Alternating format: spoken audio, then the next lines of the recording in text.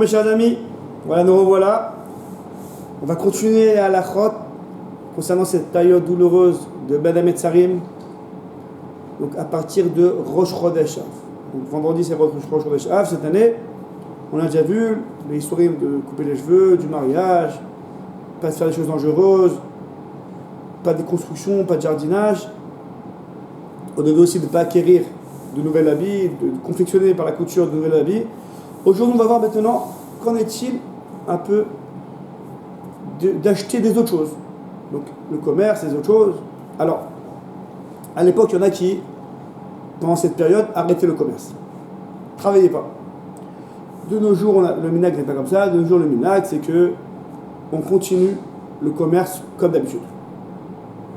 Même, le minhag dit que on peut même, c'est pas la peine de diminuer les horaires de travail.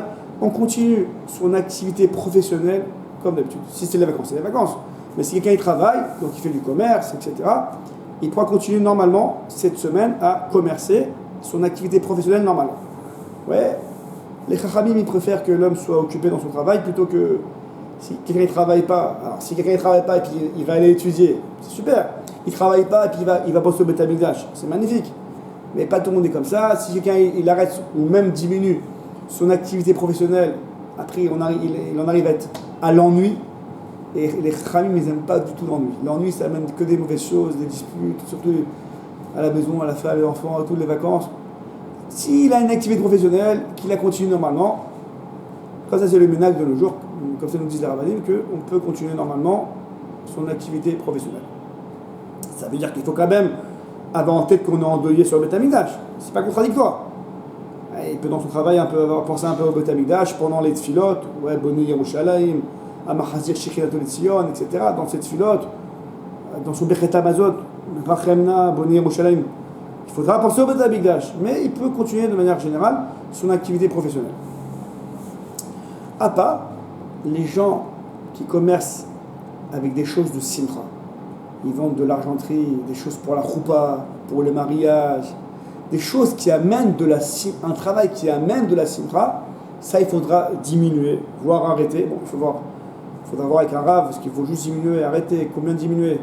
Si c'est vraiment un travail qui amène de la simcha. Bon, mais la majorité des travails, c'est pas comme ça.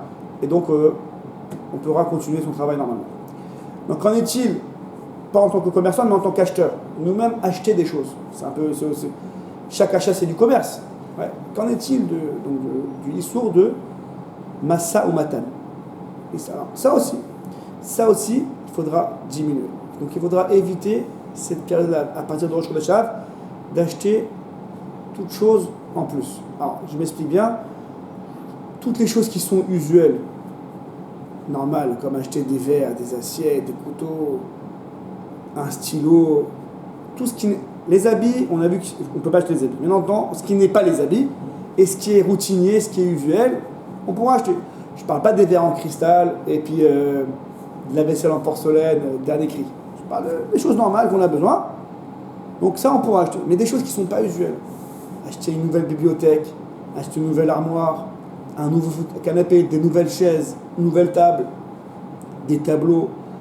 Il faudra éviter d'acheter ce qui n'est pas nécessaire. Ce qui est nécessaire de manière routinière, on peut l'acheter. Ouais, les couverts, les assiettes, un stylo. Mais ce qui n'est pas routinier, on devra l'acheter après Tisha B'Av. D'accord? Alors, s'il y a des soldes au niveau des bibliothèques, des armoires, c'est une affaire et après. Donc, si on peut l'avoir après Tisha B'Av, on laisse pour Tisha B'Av. C'est une histoire de quelques euros, quelques shkalim, on laisse tomber. Si c'est vraiment une belle somme importante et je ne peux pas avoir ça après Tisha B'Av, alors ce qu'il faudra faire, c'est donner des acomptes, donner des arts, un petit peu d'argent. Comme ça, le mocher, le vendeur, il voit qu'on est sérieux, il nous réserve la chose. Nous, la chose, on a juste donné des arts, mais elle n'est pas encore à nous, on ne l'a pas encore acquis. Donc au niveau de la halakha, on ne l'a pas encore acheté. Donc il n'y a pas de histoire. Si on donne tout l'argent, si le mocher, la vendeur, il veut tout l'argent, on peut donner tout l'argent, mais on limite kaven de ne pas vouloir acquérir. Voilà, j'ai donné tout l'argent au vendeur, il me l'a réservé, il est dans un coin, je viendrai le chercher après Tisha B'Av, mais dans mon cœur, dans ma tête, il n'est pas encore à moi, je ne l'ai pas encore acquis. Je décide de ne pas l'acquérir pour l'instant. D'accord? Donc, encore une fois, s'il y a des soldes importantes et on ne peut pas faire après Tisha B'Av, on n'a pas l'occasion après, on pourra acheter. La meilleure solution, c'est de donner juste des arts. Comme ça, le vendeur nous le réserve et il n'est pas encore à nous, donc ça ne s'appelle pas qu'on l'a acheté, donc il n'y a pas de histoire. Si le vendeur veut toute la somme, on peut donner toute la somme, et on a une kavana de ne pas vouloir l'acquérir. Maintenant, un cas qui est un peu similaire, on a commandé, on a acheté des fauteuils, des armoires, une bibliothèque, avant 17 Tammuz, avant Rosh Hashanah. Ça devait arriver avant à la maison. Et comme d'habitude, c'est pas arrivé avant. On appelle au téléphone, voilà, je suis désolé et tout. Je suis en bas de l'escalier. On doit vous monter le fauteuil. Mais on a pris Rosh Hashanah. On avait commandé pour avant. Oui, mais on n'a pas eu le temps, c'est comme ça. Alors on pourra donc prendre le fauteuil ou la bibliothèque, mais il faudra avoir une kavana de ne pas l'acquérir. Donc, on peut l'avoir à la maison parce qu'on n'a pas le choix, on va passer dans la rue. Donc on peut avoir une kavana, on peut avoir à la maison, mais sans avoir une kavana de l'acquérir. Là, et de ne pas l'utiliser.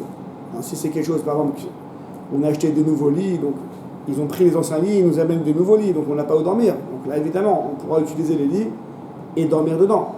Mais si c'est un canapé en plus, une armoire en plus, qu'on n'a pas besoin, et elle est là à la maison, on peut la laisser à la maison, mais sans avoir la kavana de l'acquérir. Donc ça s'appelle qu'on ne l'a pas acheté. Voilà, maintenant, tout ce qui est mitzvah, comme acheter des sfarim, acheter des tfilin, acheter des mezuzot, c'est autorisé. On pourra acheter ça après Tisha B'Av, après Rosh Chodesh. Cependant, acheter un talit gadol, donc un grand talit, vous savez, les grands pour la tfila, un talit gadol, ça comme c'est une mitzvah, mais c'est aussi un habit. Comme c'est un habit, donc il vaut mieux éviter de l'acheter après Rosh Chodesh. Il vaut mieux l'acheter après Tisha B'Av.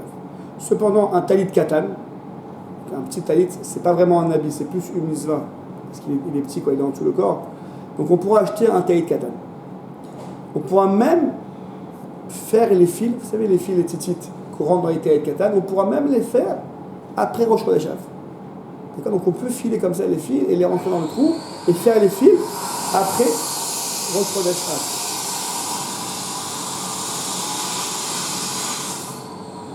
Voilà.